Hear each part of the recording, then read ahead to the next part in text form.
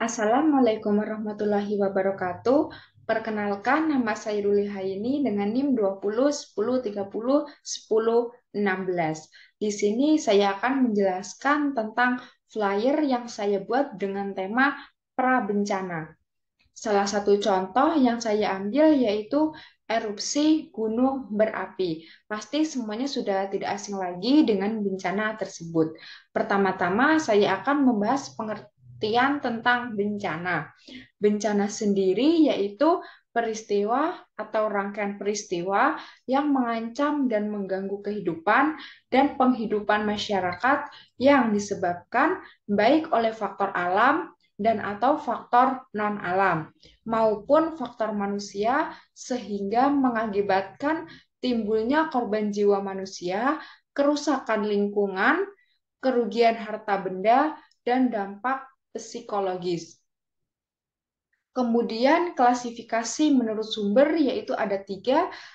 Yang pertama alam, yang kedua ulah manusia, dan yang ketiga kompleks atau multifaktor. Salah satu contoh bencana yaitu erupsi gunung berapi.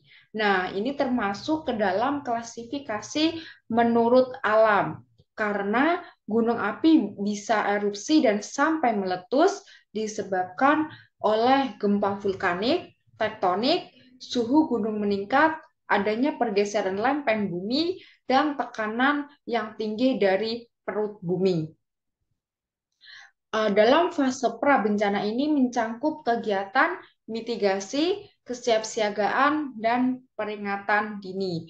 Upaya yang dilakukan untuk mencegah terjadinya bencana jika mungkin dengan meniadakan bahaya. Uh, Selanjutnya, prabencana erupsi gunung berapi. Yang pertama, jika sebelum erupsi, hal yang perlu diperhatikan yaitu arahan dari PFMBG dan ikuti petunjuk. Yang kedua, tutup uh, pintu, jendela, dan matikan listrik. Nah, hal-hal ini perlu dilakukan karena jika tidak mematikan saluran listrik akan membahayakan orang di sekitarnya. Kemudian yang ketiga, ketahui jalur evakuasi. Keempat, siapkan tas siaga bencana. Biasanya tas siaga bencana ini berisi masker, peralatan kebutuhan seperti peralatan makanan jika masih memungkinkan untuk disiapkan, kemudian ada obat-obatan yang perlu dibawa, serta yang kelima, bila ada himbauan mengungsi, segera mengungsi. Selanjutnya, jika terjadi di dalam rumah, yang pertama yang harus diperhatikan yaitu jika status awas, segera mengungsi ke tempat evakuasi.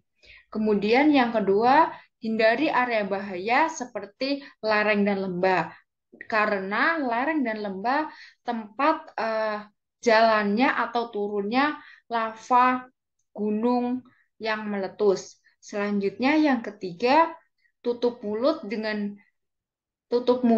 dan hidung pakai masker atau kain bertujuan untuk agar diri kita tidak mengalami sesak nafas.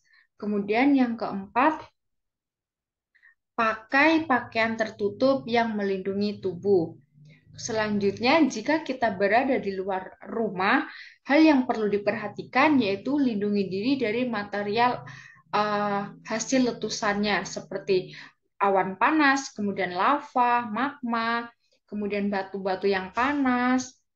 Selanjutnya, yang kedua yaitu lari ke tempat perlindungan yang aman atau lari menuju jalur evakuasi. Yang terakhir, setelah erupsi yaitu perlu diperhatikan kembali eh, bisa kembali ke rumah setelah dinyatakan aman. Kemudian yang kedua, tetap lindungi diri dari abu vulkanik dengan cara menggunakan masker dan eh, peralatan yang lainnya. Kemudian yang ketiga, hindari wilayah yang terkena hujan abu dan rawan bencana jika memungkinkan. Jika memiliki saudara yang jauh dari tempat gunung berapi atau tempat gunung yang meletus bisa mengungsi sampai kondisinya benar-benar aman. Kemudian yang keempat, selalu terapkan protokol kesehatan. Selanjutnya yaitu ada peringatan dini. Nah, penting untuk mengetahui tingkat ancaman bahaya gunung api ada 4 tingkatan level atau tingkatan status yang perlu diketahui. Untuk yang pertama yaitu status normal, hasil dari pengamatan visual, kegempaan, dan gempa vulkanik lain tidak memperlihatkan adanya kelainan, yaitu masih bersifat normal dengan aktivitas seperti biasanya.